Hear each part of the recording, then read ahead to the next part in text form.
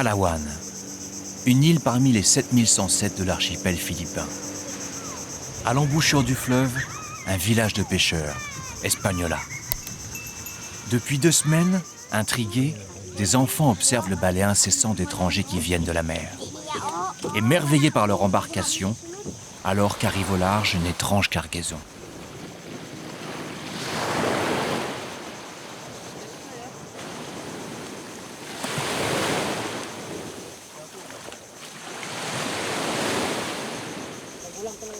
Des jarres, par dizaines, tout juste éveillés d'un très long sommeil sous la mer. Une léthargie interrompue pour leur arracher leurs secrets.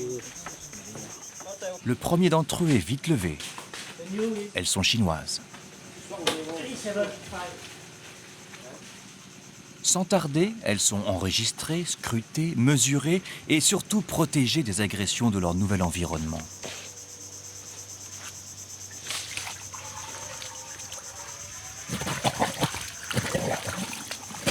Ça c'est les premiers bains, moitié eau douce, moitié eau salée.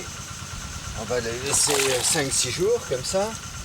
Puis ensuite on vide tout, on met de l'eau douce et on va les laisser une dizaine de jours. Ensuite on changera l'eau complètement. Et 15 jours après, normalement, elles auront dégorgé tout leur sel.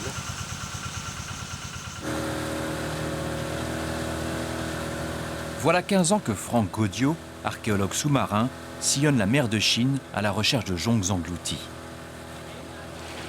À 2000 de la côte, il rejoint le Vasco. Cet ex-chalutier soviétique, ancré à l'aplomb du site, abritera 2 mois durant le lieu de vie de son groupe de plongeurs et d'archéologues venus de différents pays.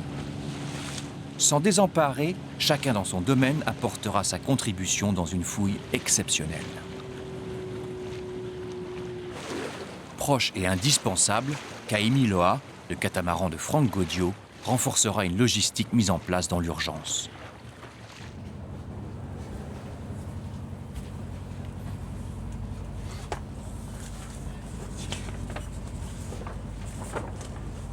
On a là la grande carte de Palawan. Nous avons le village d'Espagnola, tout à côté de cette petite anse, là, très bien protégée. Et c'est là où les pêcheurs ont trouvé la jonque. Cette épave chinoise est la 6e étudiée par Franck Gaudio. Des jonques de différentes époques dont il a toujours réussi à reconstituer les histoires. Il confessera plus tard qu'intuitivement, il a tout de suite pressenti en découvrant Espagnola qu'elle était bien différente des précédentes, qu'elle avait quelque chose de singulier. 30 mètres plus bas, c'est le limon du fleuve qui trouble les eaux. Un tumulus de jarres annonce l'épave. La cargaison putréfiée de la jonque a fait naître des couches de sédiments où s'enchevêtrent éléments du navire et vestiges. C'est cette multitude de jarres qui compose la première couche de sédiments. Étrangement, beaucoup d'entre elles sont brisées. Dans cette région, malheureusement, les villageois pêchent à la dynamite. Et donc, après avoir jeté leur pain de dynamite, ils ont plongé et ils ont vu des poissons morts, mais aussi des jarres. Dès que des pêcheurs trouvent ce genre de choses, ils cassent ce matériel archéologique pour voir s'il y a des objets et le fantasme, pour voir s'il y a de l'or à l'intérieur. Donc, quelques-unes ont été immédiatement détruites, d'autres ont été ramenées à terre et, heureusement, des gardes-côtes qui étaient juste en face sont immédiatement intervenus, ont fait stopper le pillage et ont averti immédiatement le Musée national des Philippines qui nous a contactés. Un des premiers travaux à faire, c'est pouvoir se repérer sous l'eau et pouvoir indiquer la position exacte de chaque objet. Donc, il faut poser une ligne de base qui servira à établir un carroyage qui quadrillera toute l'étendue de ce site archéologique.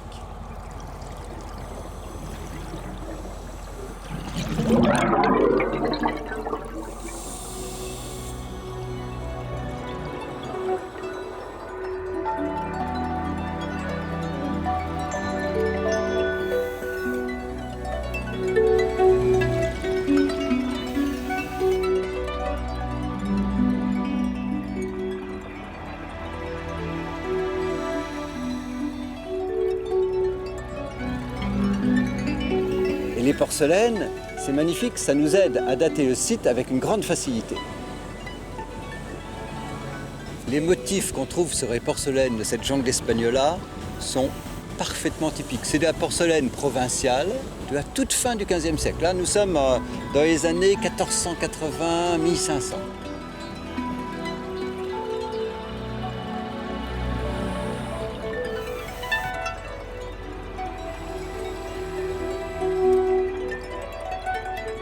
À partir de demain, on va s'organiser différemment. Il faudrait une équipe qui s'occupe de relever les jarres et puis une équipe qui pourrait faire de la prospection. On devrait trouver des vestiges de bois et beaucoup de choses. Je pense que ce serait bien que ce soit toujours les mêmes qui fassent le survey. Pour le moment, là, on est un peu dans le flou. On n'a aucun vestige de bois, on a des grosses pierres de ballast, on a des jarres. En fait, on a tout ce qui se trouvait au fond du navire. À mon avis, le champ de carène doit être conservé quelque part. Je pense que si on n'a pas... vide. Qu'est-ce que tu en penses, Jean-Claude? Bah, si les baves s'est mis en travers en fait, du courant, Ouais. si qu'elle est partie, qu'elle soit partie comme Probable. ça.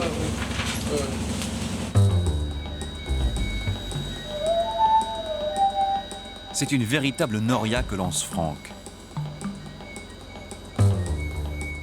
Une besogne qui doit conjuguer force et délicatesse. Il s'agit de dégager l'épave des jarres pour accéder à une sorte de millefeuille fabriqué par le temps. Cet effeuillage révélera à la fois la nature du navire et les secrets de sa construction. Sa cargaison divulguera sa provenance et sa destination. Chaque pièce est remontée avec le souci de préserver son contenu.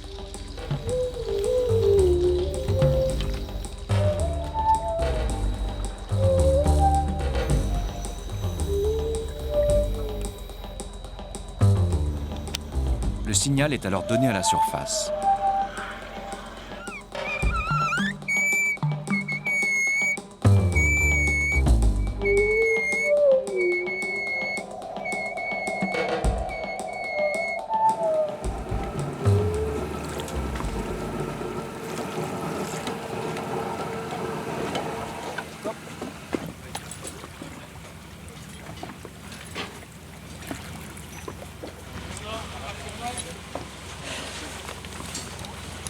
Ah, des jarres.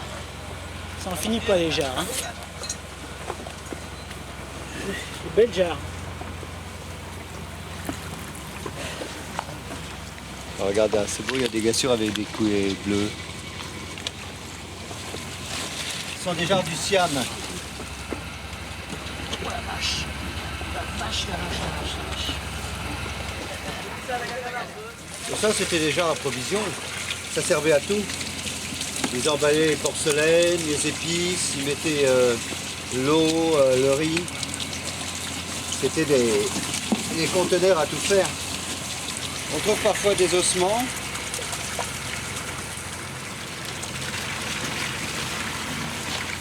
Là, manifestement, ça a été vide. Encore que, je sais pas. C'est quoi ça? Des clous de girofle. Ah, des clous de girofle? Ouais. Ils ont la forme et plus l'odeur.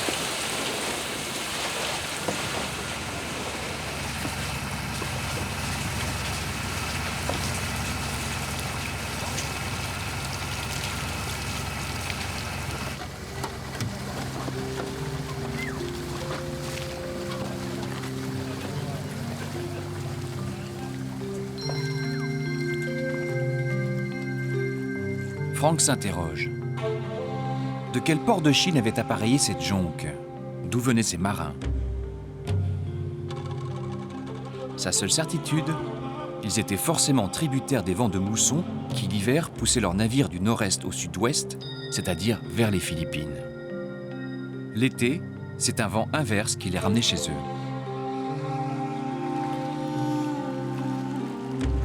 Peuple de marins, l'Empire chinois, gouverné d'une main de fer, bureaucratique, conquérant, étendait son influence à la fin du XVe siècle jusqu'à la péninsule arabique sous la férule de l'amiral Zheng He. Les Philippines comptaient parmi ses vassaux. Cette Chine impériale, dominatrice, imposait son emprise commerciale aux pays voisins. L'administration Ming régulait la totalité du commerce. elle taxait toutes les transactions passées sur les territoires qu'elle contrôlait. Ces fonctionnaires enregistraient scrupuleusement la nature et les ports de destination des marchandises. Or, le port d'Espagnola était oublié des registres administratifs. Il n'existait pas pour le gouvernement chinois. Franck est perplexe. Que faisait donc cette jonque si loin de la route officielle?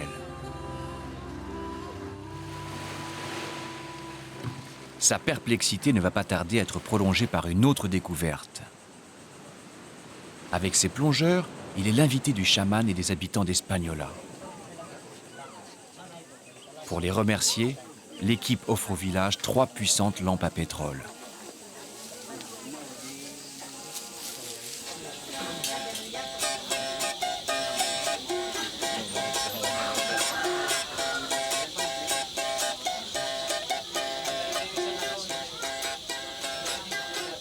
Surprise de Franck.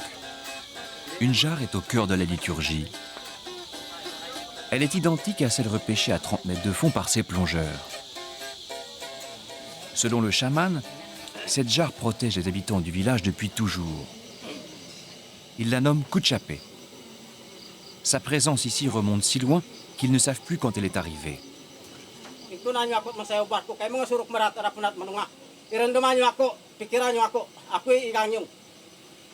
Ce qu'ils savent par contre, c'est que des générations de chamans ont fait rituellement appel à ces pouvoirs de guérison. Probable réminiscence du catholicisme espagnol, on verse dans Cuchapé, tel un calice, l'alcool de riz.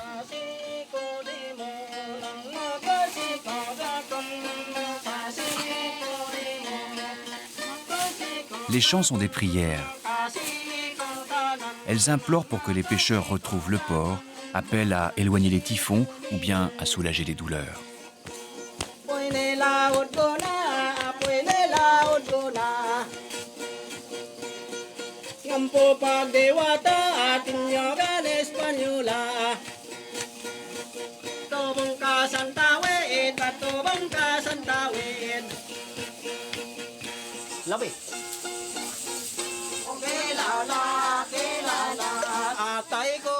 Pour clore le rituel, le chaman invite celui qui souffre à boire l'alcool de riz dans la jarre.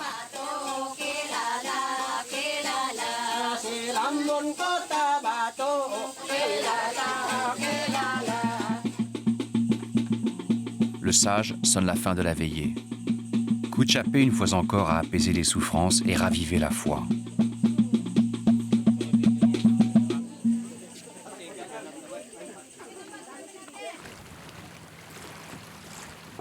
Il y a 5 siècles, Cuchapé a-t-elle été léguée aux ancêtres des villageois par des marins semblables à ceux d'Espagnola? Troublé par la découverte de cette jarre, l'équipe reprend le lendemain sa mission. G, H, ici, positif aussi. Oui, positif aussi, 2 points assez rapprochés. Et j'ai un autre point, 50, 40.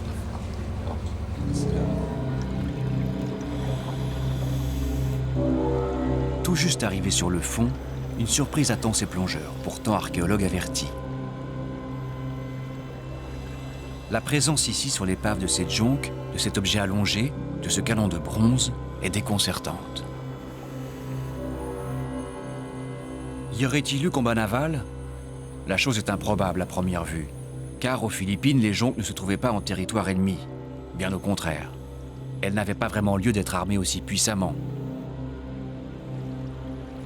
Qui les marins d'Espagnola craignaient-ils d'affronter? Autre mystère, la présence anachronique de ce canon. À première vue, difficile de se prononcer.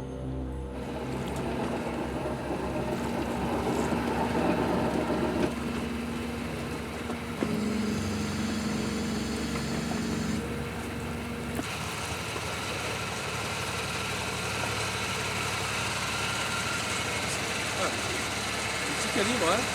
La bouche est impeccable. Ah ouais, Oui, un petit pierrier miniature, tout en bronze. Oui, c'est bon. C'est bien fondu, hein. Regarde, le travail est impeccable. Ouais, il est beau, hein. Alors, est-ce que c'est un pierrier asiatique ou européen? Parce que normalement, à cette époque-là, il n'y avait pas encore beaucoup d'échanges maritimes. Hein. On est tout à la fin du XVe siècle. Apparemment, il n'y a pas d'inscription de fondeur ou de pendant qu'on tirait avec une boîte, l'équipage chargeait l'autre boîte, et ça c'était le tir rapide. Il y avait toujours 2 boîtes avec en fait. Minimum, ouais. Ouais, la mèche, il la mettait là en fait. Oui, il y avait une mèche, ça c'est en fait la boîte à poudre. On va regarder, il y a peut-être encore de la poudre dedans. On va voir comme ça s'ils étaient en état de combat. Franck se pique au jeu. Il lui faut tout de suite connaître la provenance de ce canon. Séance tenante, il plonge dans ses archives. D'ailleurs, c'est le seul canon qu'on a trouvé sur l'épave. Oui, mais c'est vraiment une arme de guerre, hein, parce que d'habitude, sur les jonques, on trouve des petits canons pétards, quoi, de rien du tout. Ça fait pas trop de mal. En tous les cas, c'est une vraie arme de guerre et c'est efficace. C'était la technologie d'époque, quoi. Ce canon de bronze a été fabriqué par les Portugais au XVe siècle. Bon, ce qui correspond bien avec la date de notre épave, qui est de la fin du XVe. Seulement, le mystère, c'est que notre épave elle date de 1480-1500. Or, à cette époque-là, les Portugais n'étaient pas encore arrivés en Extrême-Orient. En 1500, les Portugais, ils étaient aux Indes, ils n'étaient pas du tout en Extrême-Orient. C'est assez étrange, il devait y avoir des trafics d'armes. Peut-être que des marchands avaient acheté ce canon aux Indes et avaient ramené en poutre jusqu'à Malacca. De Malacca, il était passé à la Chine. C'est assez étrange.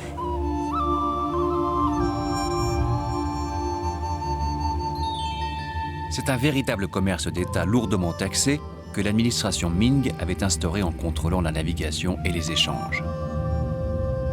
Mais la détermination de certains équipages à se soustraire aux taxes et l'étendue des voies maritimes sont à l'origine du développement d'une navigation dont les profits échappaient à l'État.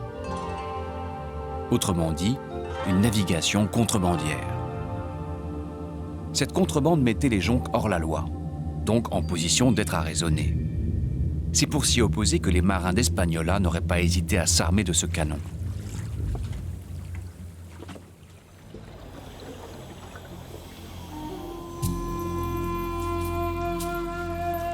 Au matin, les plongées reprennent. Attention, danger. Surtout respecter les paliers. On n'accède pas sans rigueur aux profondeurs.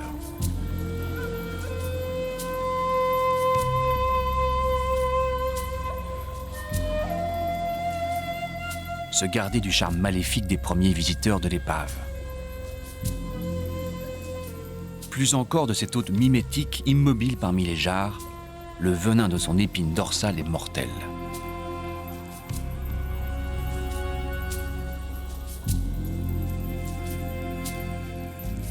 Des fragments de bronze captent l'attention des plongeurs. Les formes se précisent. Ce sont des gongs.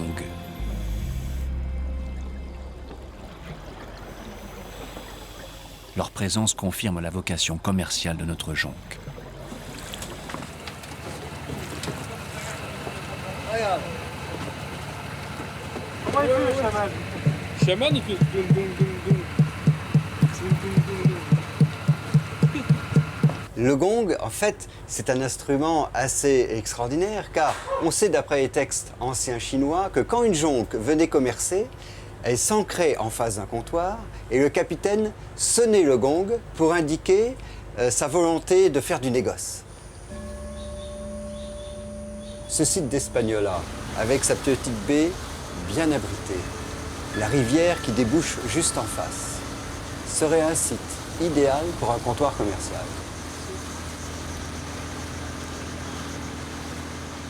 Franck sent que son intuition se précise.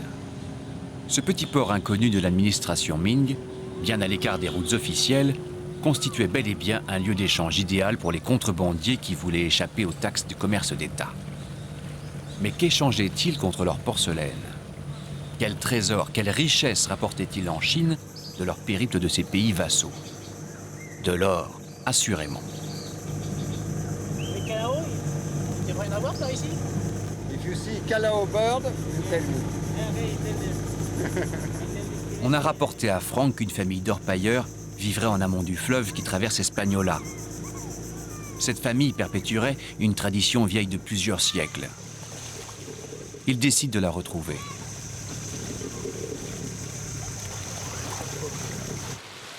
Les hameaux sont de plus en plus isolés. Dans celui-ci, Les habitants pourraient savoir où trouver cette famille d'orpailleurs. Bien plus haut. L'or et les Calao, c'est bien plus haut. Doon lang nakakita kayo ng ganyang ibon?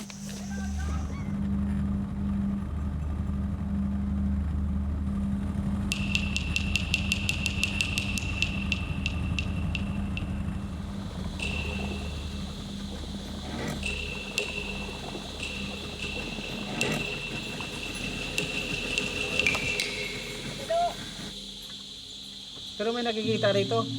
Doon kami nakikita. Toujours plus haut, dit encore celui-là.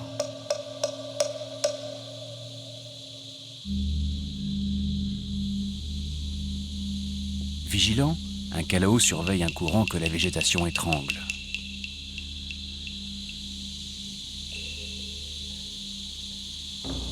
Petit à petit, ce courant s'envase. Impossible désormais d'avancer.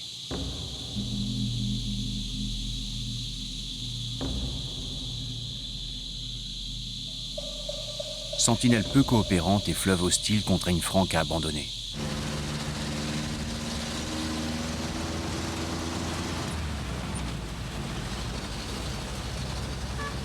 En jeepney, le transport en commun typique des Philippines, il contourne la montagne pour remonter vers la source du fleuve.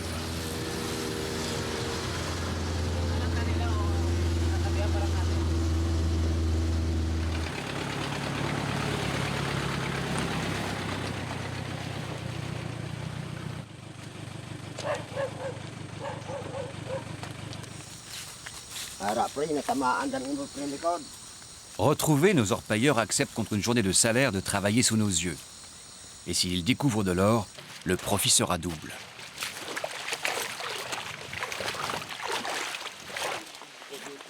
Dans le lit quasiment asséché, ils entament leur journée de travail. Le choix de l'emplacement résulte d'une expérience transmise par plusieurs générations. Pourquoi là plutôt qu'ailleurs?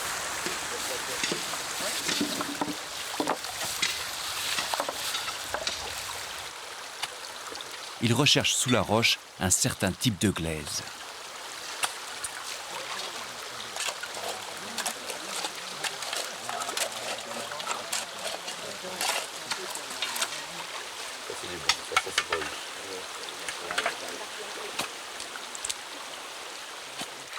Le courant libère les boues pour ne conserver que les matières lourdes, les pierres, le sable et l'or.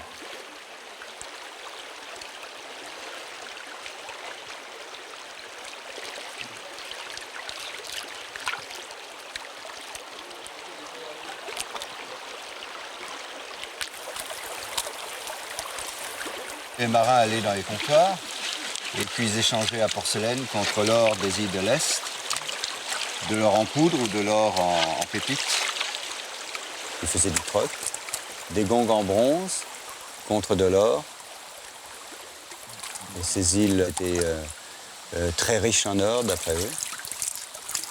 Ils en ramenaient beaucoup, en tout cas. Ça paraissait épuisé un peu.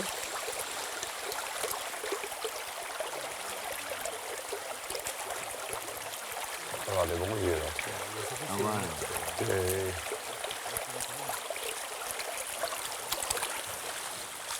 Là. Ah, c'est pas un bon spot.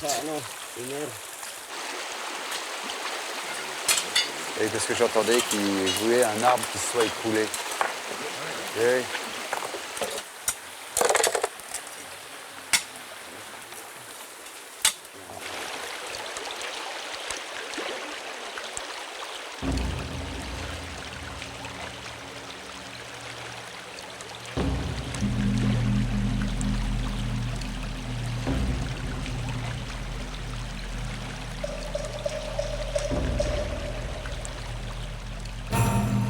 Ah, là.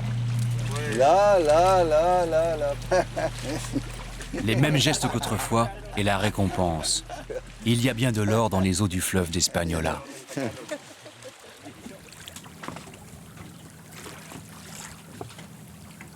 Les marchands chinois des jonques ne trouvaient pas tous les produits qu'ils convoitaient en un seul comptoir.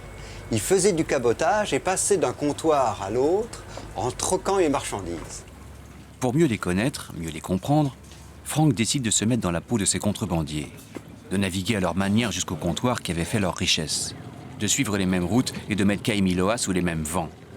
Alors, tout comme eux, il a interrogé les curieux textes qu'il compulsait 5 siècles auparavant, avant chaque départ. Ces étranges documents s'appellent des routiers. On connaît plusieurs routiers chinois préservés dans les archives. Ce sont des textes très importants qui décrivent minutieusement les différentes routes maritimes que devaient suivre les navigateurs pour se rendre dans les pays limitrophes à l'Empire du Milieu. Par exemple, les textes préconisaient « Prenez la route de l'ouest pendant tant de jours à telle vitesse et quand vous verrez tel sommet sur telle île, obliquez vers le sud-est. » Ils couvraient toute la mer de Chine. Difficile d'identifier aujourd'hui la position des comptoirs enregistrés dans ces routiers. Cependant, les routes maritimes peuvent encore être tracées avec assez de précision. Obéissant aux routiers, leur accordant la même confiance que les marins d'autrefois, Franck engage Kaimiloa à l'est de la grande île de Palawan, autrement dit, face à notre comptoir d'Espagnola.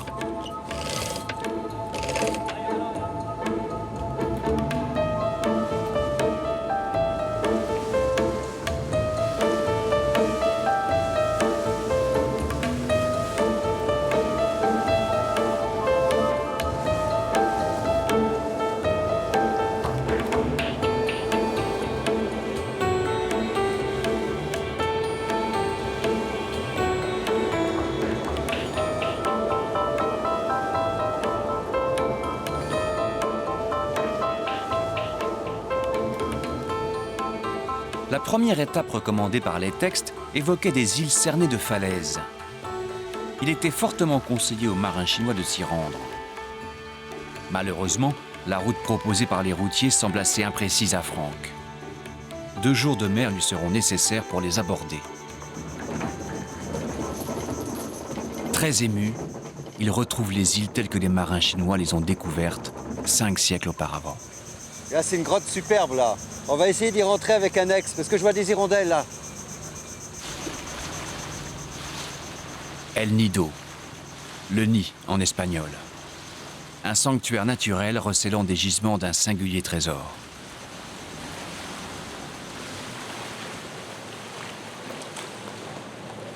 C'est magnifique!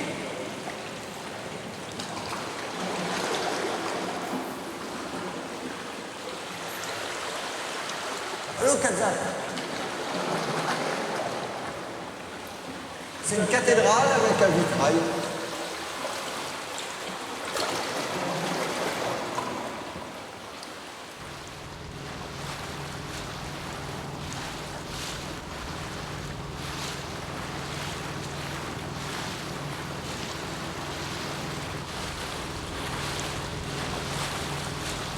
Ça, c'est la grotte au nid d'hirondelles. Là, on voit les bambous qui montent jusqu'en haut. Il va falloir grimper tout ça.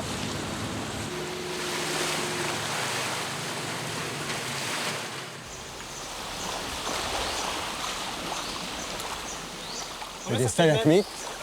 Ça va faire une bonne centaine de mètres. Je crois qu'il y a les chasseurs qui nous attendent en haut là-bas.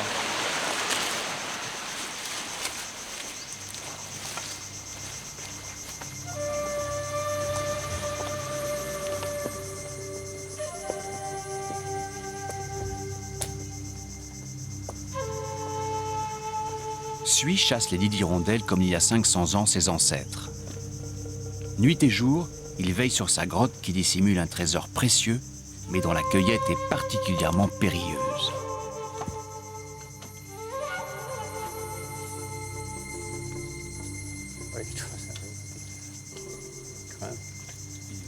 Oui, il va direct.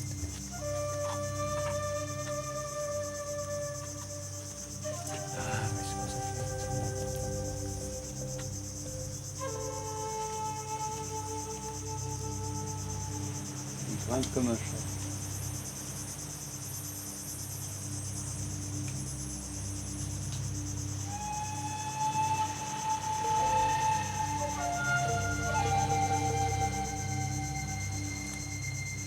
Ayana.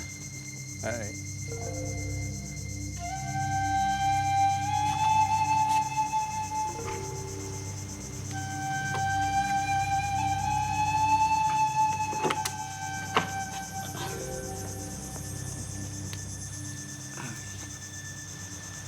minuscule.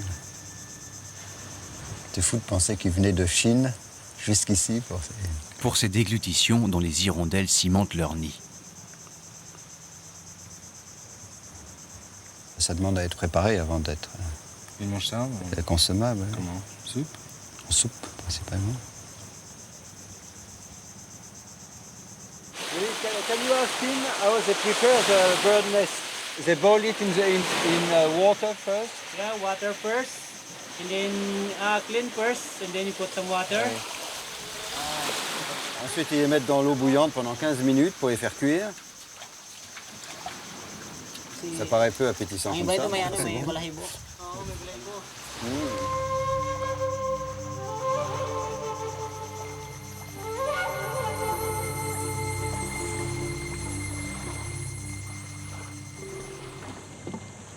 Les eaux d'El Nido abritent la promesse d'un autre festin de choix. Un plongeur philippin sur sa banca.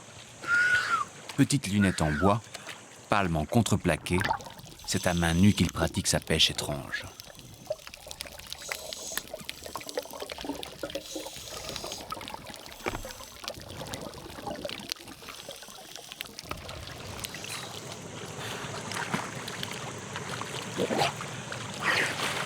Une fois repéré, il sait que l'animal, bizarrement, ne se défendra pas.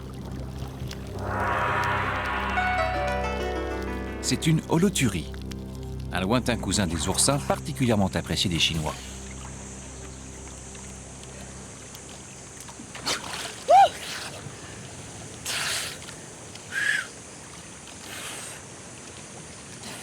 How many do you have? Maybe 10 pieces, sir. 10 pieces? Yeah, You found them ready? 10 pieces. Can you show us one? C'est pas appétissant. How do you prepare them? Cutting here. Yeah? Yeah, and then you cook. Yes? You cook them? Yeah, Boiled in Yeah. water? yeah. Yeah? And, And then after finish, you eat. okay. Mais il faisait aussi des... il s'en servait pour faire marque-paix chinoise. Alors là, c'était différent. Il les ouvrait, il les vidait, il les faisait sécher sur des clés de bambou. Et ensuite, bon, c'était importé, mais sec. On les voit d'ailleurs encore dans les pharmacies chinoises. On voit ces espèces de petits boudins grisâtres. What's the name in Tagalog of sea cucumber? Balat. Balat? Yeah. Toujours dans les traces du contrebandier chinois, Kaimiloa prend un cap nord-est. Il longe Palawan pour faire route vers l'île de Coron. Quelques heures plus tard, l'équipage jettera l'ancre dans ce haut lieu de la culture perlière philippine.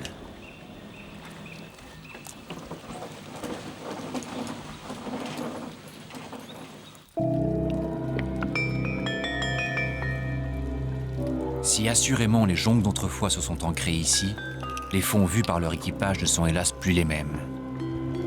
Cette eau cristalline, la blondeur des profondeurs sont trompeuses. Ici, l'écosystème a été détruit. Le corail est mort et les poissons l'ont déserté. Les fonds proches des côtes habitées ont été littéralement assassinés par la pêche intensive à la dynamite et au cyanure.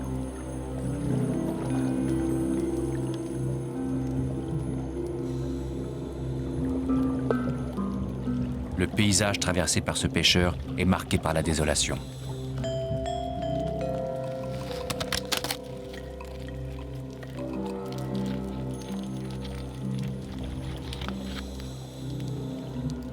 L'huître perlière qu'il détache du corail lui appartient.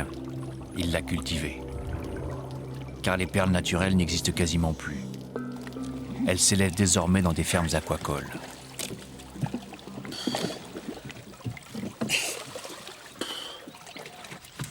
Nous sommes loin de l'époque de notre jonque, lorsque les capitaines chinois troquaient la pêche perlière de plusieurs villages. Rarissimes, ces perles fines se négociaient en Chine à des prix considérables. C'est ça. Yan.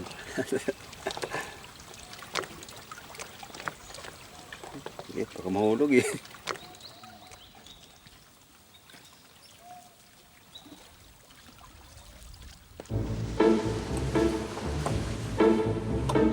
Kamiloa quitte Coronne, route vers le sud. Frank s'accorde une dernière escale avant de retrouver la fouille.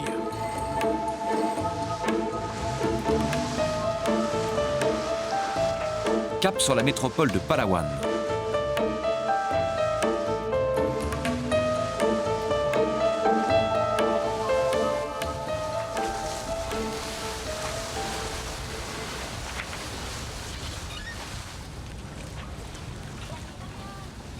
Puerto Princesa, c'est faubourg sur pilotis.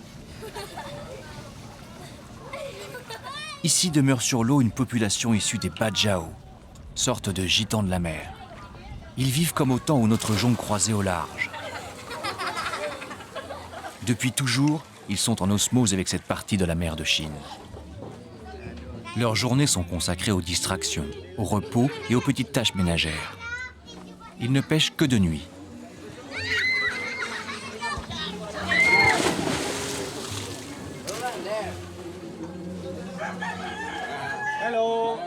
Tassing n'a pas de banca. Mais heureusement, pour gagner sa vie, il ne lui est pas nécessaire d'aller loin. Sa spécialité, c'est la pêche d'un drôle de petit animal qui, de tout temps, a suscité la curiosité et la sympathie.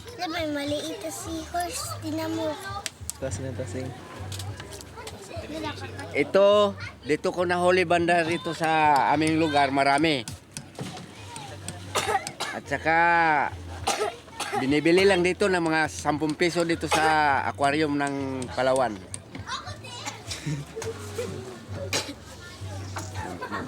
There! Dito, banda. Mi-cheval, mi-poisson, vulnérable dans son environnement, l'hippocampe est contraint de se dissimuler en permanence. Il se camoufle en se fondant avec la végétation. Cette stratégie constitue son unique moyen de se protéger de ses prédateurs.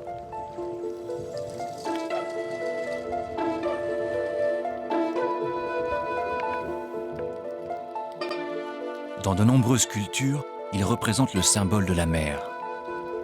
Pour la pharmacopée chinoise, de temps immémoriaux, il est censé, sous forme de décoction, guérir l'asthme.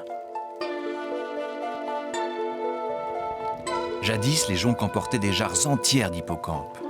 De nos jours, la forte demande de la médecine chinoise en a fait une espèce menacée. En plus de la pharmacopée chinoise et des aquariums, le tourisme contribue à la disparition des hippocampes. On les marchande dans les échoppes sous la forme de babioles dérisoires. Disgrâce pour cet animal sacré qu'on négociait autrefois au même titre que les bois rares et les pierres précieuses.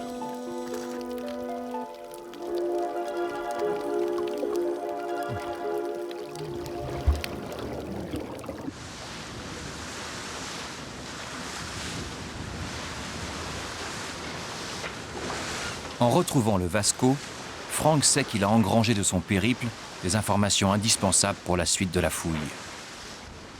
Il peut renseigner les plongeurs sur le contenu des artefacts que ceux-ci achèvent de remonter.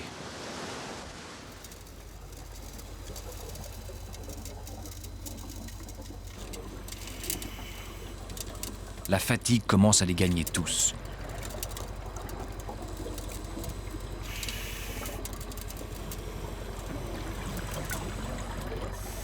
Il libère des grès étrangement préservés, quoique ensevelis depuis 5 siècles sous le poids de plusieurs centaines de jarres.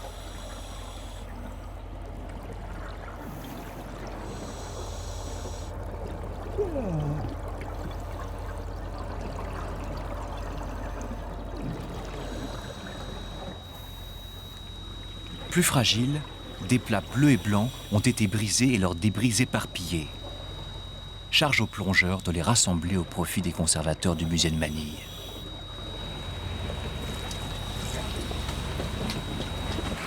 La forme est rare, hein. Et ça, c'est son calotte. C'est son calotte, ça? Ah oui, oui. C'est un dessin... Tu vois, c'est noir, c'est pas bleu. Tu vois, on voit, il est bleu au fond. Ah, il est très beau. Ouais. Dernière plongée pour Jean-Claude, terriblement déçu. Aucune trace du bois constituant la jonque. S'il n'y a aucune trace de vestige de la coque ou de superstructure du bateau, il est possible qu'il se soit retourné au moment du naufrage, qu'il ait largué sa cargaison, tout le ballast, et que le bois allégé est dérivé et on ne l'ait pas retrouvé. On fête à bord du Vasco la fin de l'expédition. Elle s'est écoulée sur 2 mois. À l'actif de l'équipe, 1200 plongées qui ont permis la remontée de plusieurs centaines de vestiges particulièrement rares. Autour des scientifiques de prendre le relais. Les plongeurs vont retrouver la France dans quelques jours. Mais pour Franck, le voyage sur les traces des marins d'Espagnola n'est pas terminé. Une dernière étape l'attend, là où seront restaurées les pièces retrouvées sur la fouille.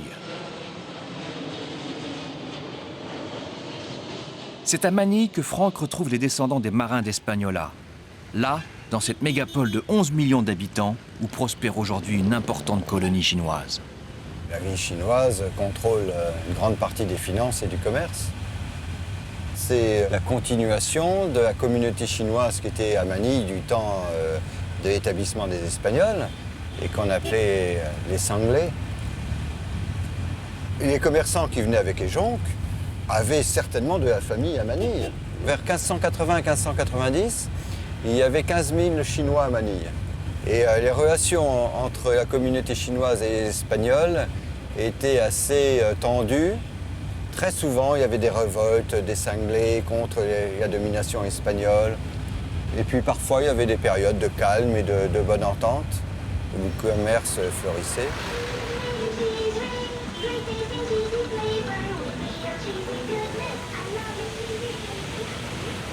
Les rues de l'or dans le quartier chinois de Manille. C'est là où converge tout l'or trouvé dans les îles Philippines.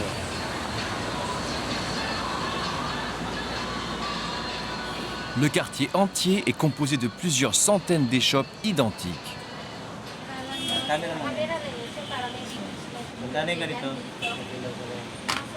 Ici, on ne vit que de l'or, de sa transformation et de la vente de bijoux.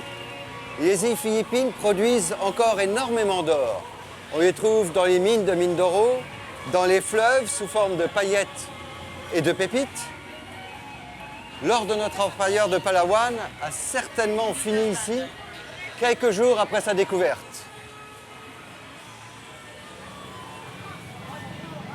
Protégées par des polices privées, les échoppes exposent le fruit du travail des artisans de l'or.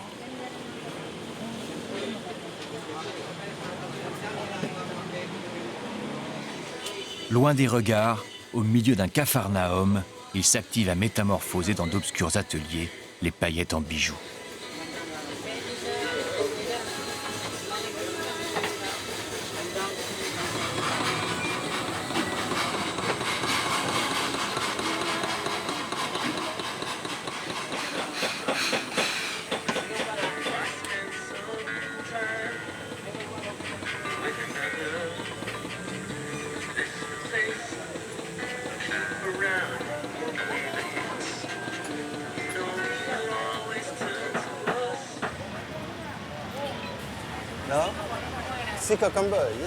Sur un étal proche, les délicieuses holoturies différemment accommodées sont offertes à la gourmandise des dégustateurs chinois.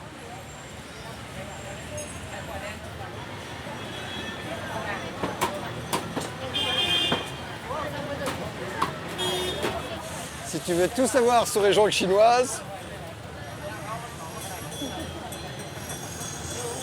ça ressemblait à ça.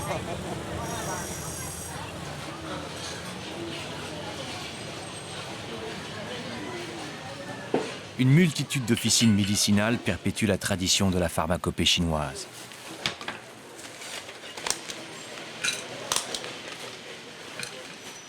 Racines, hippocampes desséchés constituent les ingrédients de remèdes méticuleusement préparés que le patient devra s'administrer selon des règles multiséculaires.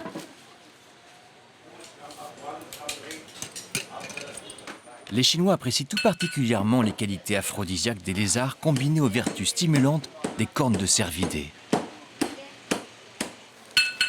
La coutume chinoise veut que l'on offre aux proches, surtout s'ils sont en bonne santé, de quoi se prémunir des maladies.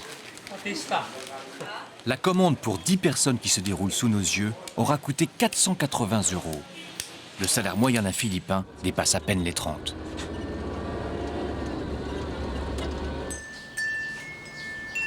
Nous travaillons en Asie depuis 1984 en étroite collaboration avec le Musée national des Philippines. Notre fondation est basée ici, dans ce vieux compound des années 30. C'est un havre de paix au milieu de cette ville gigantesque.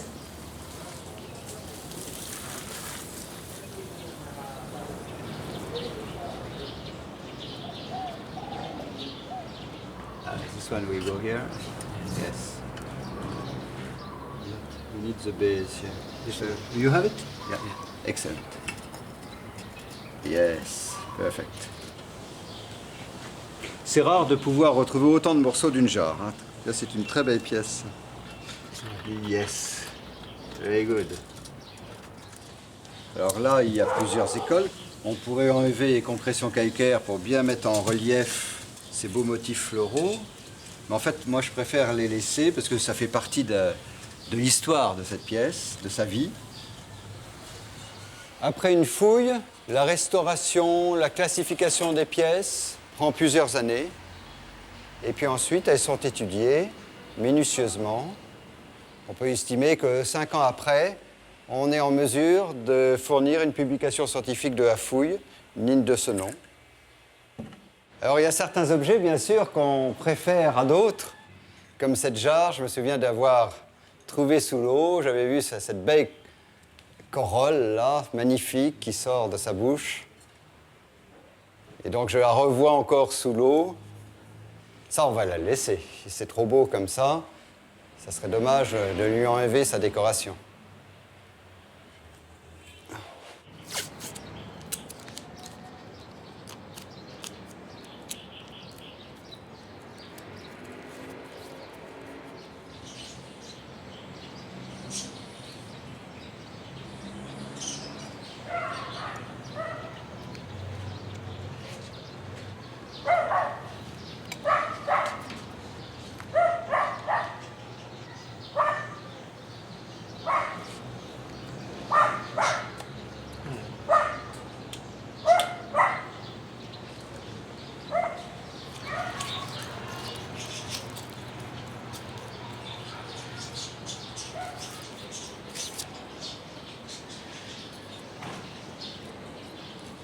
Just finish it.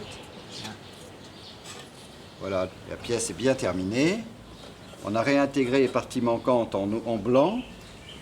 C'est un beau plat typique de la fin du XVe siècle. On voit que les motifs sont répétitifs. Donc on pourrait tout à fait légitimement suggérer ce motif sur la partie en blanc. Mais je pense qu'il faut mieux le laisser comme ça, tout en blanc. L'œil recompose facilement le motif qui manque. We're not complete. I think it's much better like that. Much better.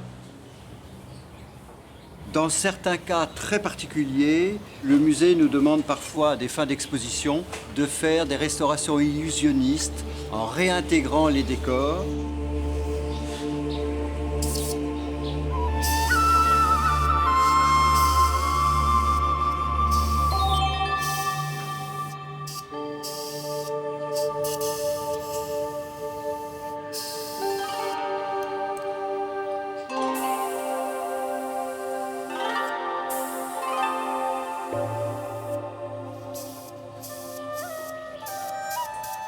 En sauvant ces vestiges, en les restituant au patrimoine de l'humanité, Franck permet de mieux comprendre l'histoire du monde à ce moment particulier. Ce plat de porcelaine, ce canon, cette jonque de contrebande, ces comptoirs redécouverts nous renvoient à ce temps singulier où l'Empire chinois rayonnait, quand sa navigation faisait d'elle la première puissance économique de la planète et qu'elle répandait son art de la porcelaine jusqu'au Proche-Orient. Paradoxe de l'histoire toutefois, avec cette hauteur qui l'a toujours caractérisée, cette Chine impériale voulait tout ignorer du monde occidental. De son côté, l'Occident méconnaissait l'existence de ses 100 millions d'habitants. Aucun des deux ne semblait imaginer que bientôt, tout allait changer. Le naufrage de la jonque d'Espagnola se situe à la charnière du premier grand basculement du monde. Cette période qui verra, avec l'arrivée de Magellan en mer de Chine, la jonction entre l'Orient et l'Occident.